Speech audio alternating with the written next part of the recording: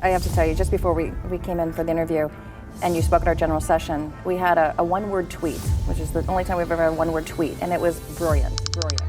All capitals, by the way.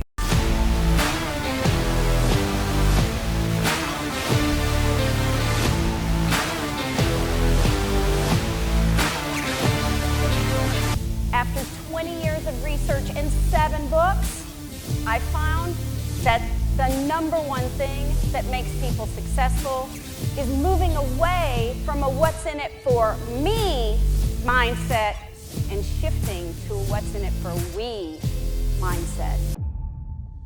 The vested way isn't just about big companies creating strategic partnerships. It's really a way of working. But how do they do it?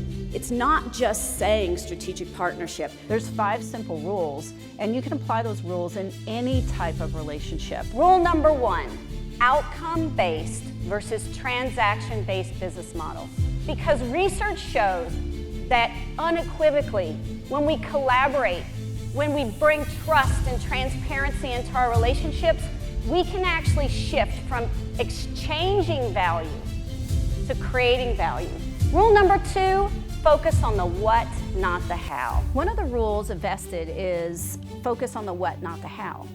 So instead of dictating how, you're letting the supplier or your employee or whoever your business partner is bring their expertise. Rule 3, clearly defined and measurable desired outcomes. So we sit there and we are measuring all the footsteps that we took on that transaction treadmill, and we never get to the future. We never get the innovation that we want. 4th rule is a pricing model with incentives that optimize the business. The last rule, insight versus oversight governance. You know, it's really interesting how I began to study the science and practice of win-win relationships. So I've been on the buy side, so I've worked for Microsoft. I've been on the sell side, so I worked for Microsoft's largest supplier. And it was only when I became an academic that you could look in at this game. We teach vested as a methodology. There's 5 rules, there's 10 contractual elements.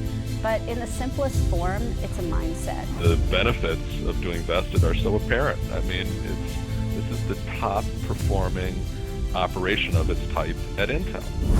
One of the things that was very apparent is that the best relationships thought about each other differently. We're going to practice leaning in to our relationships. All right, I'm at the University of Tennessee, and so this is a T. Which arm is easier to have up?